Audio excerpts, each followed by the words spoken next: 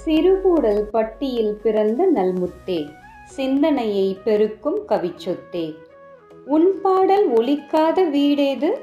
உன் பாடலை ரசிக்காதவரே கிடையாது.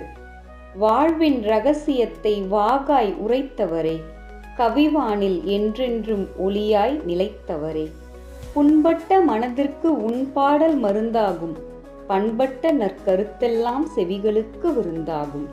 வணங்கா முடியென்றும் காரை முத்தென்றும் போற்றப்பட்ட கவியே, கவிவானில் ஒளிர்கின்ற வளர்மதியே, காலம் அறிந்ததால் தானோ உன்னை நீயே கால கணிதம் என்றாய்.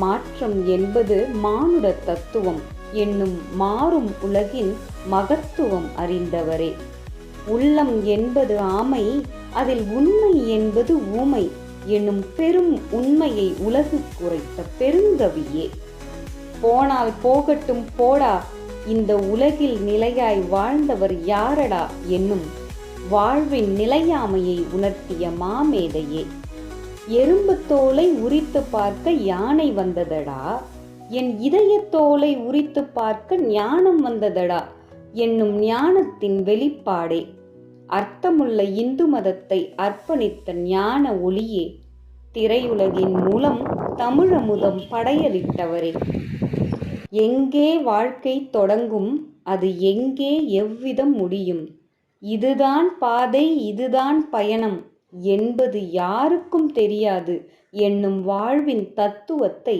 தரணிக்கெடுத்துரைத்த கவி சித்தரே, கவி பேரரசர் கண்ணதாசனின் பிறந்த நாளுக்கு அடியவளின் பாமாலை.